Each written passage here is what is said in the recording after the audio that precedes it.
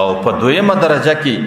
حضرت ابولیس سمرقندی رحمه الله په دې میاشت کې پر خپل زړه باندې د خپل زړه صفائی کول، د زړه څخه حسد لري کول، د زړه څخه بغض لري کول، د زړه سره عناد لري کول، او د زړه څخه د مسلمان څخه نفرت کول دا لري کول، او د زړه څخه تکبر او خودبینی او ځان خوشي لري کول،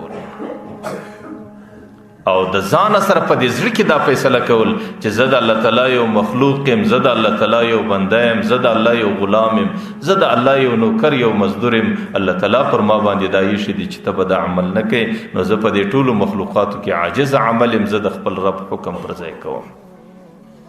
بیا زموږ په معاشره کې چې کومه د حسد فضا ده او کومه د بغض او د عناد فضا ده، دا ټولې ګناه کبیرې دي. او یو سړی چې سهار او ماښام په ګناه کبیرو باندې اخته وي، د هغې غریب روژه به څه روژه وي؟ پیغمبر علیه الصلاة والسلام وایي که ته هر څومره روژې ونیسې، الحسد یأکل الحسنات کما یأکل النار الحطب او الحشب. ستا روژې چې ته په روژه کې د چا سره حسد کوې، بغض کوې، عناد کوې، مسلمان زیری، دا د ستا روژې داسې خوري لکه په وچو وښو کې چې اور بل کې، یا په وچو بوټو کې چې سړی اور بل کې. بس نو پر دې خپل زړه باندې لږ کنټرول لګول، او په دې خپل زړه کې چې د چا سره بغض او عناد دی دا د دې څخه لرې کول، او درېمه درجه کې پر دې خپلو سترګو باندې کنټرول لګول.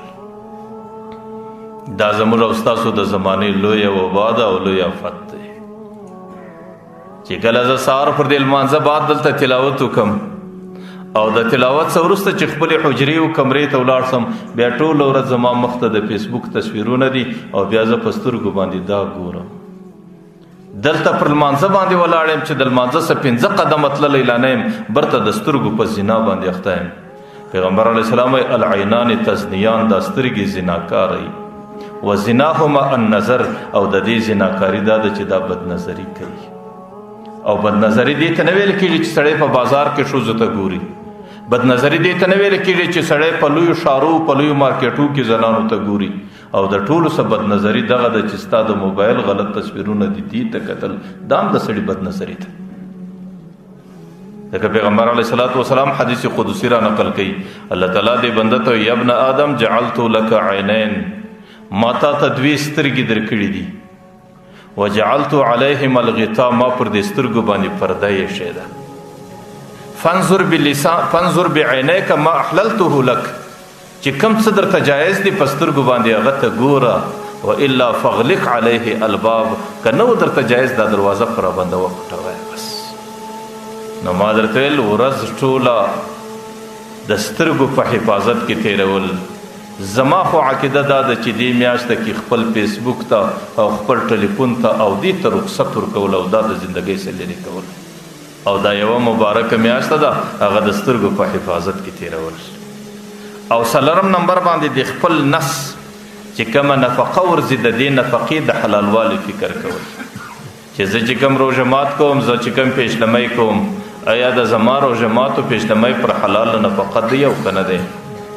پیغمبر علیه الصلاة والسلام حدیث مبارک دی چې کوم نس ته حرامه نفقه ورسي، پر هغې باندې د ملایکو لعنت دي تر هغې وخته پورې چې هغې د بدن پرورش کوي. نو چې کله پر ما باندې د ملایکو لعنت را روان دی، او بل طرف ته زه په روژه کې یم، دا به څه روژه وي؟ خپل لاس کنټرولول، خپلې پښې کنټرولول، د ګناه د ځایه سره ګرځول. او 9 نمبر فقیه ابولیس سمرقندی رحمه الله لیکلی دی چې کم عمل د سړي د لاسه زکیږي په عمل کې ریاکاری نه کول، که د چا سره خیر و خیرات کوي او که په خپل عبادت کوي، کوشش دا وکړه چې هغه په ډېره پټه طریقه سره وسي. نو بیا خو ته متقی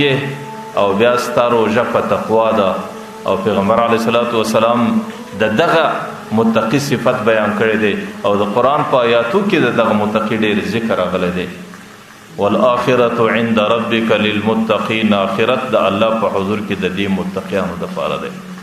ان المتقین فی جنات وعیون، دا به د جنت په چشمو کې زندگی تیری. ان المتقین فی جنات ونعیم، دا به د جنت په نعمتو کې زندگی تیری. ان المتقین فی مقام کریم، دا به د عزت په منزلو کې د دې خلکو زندگی.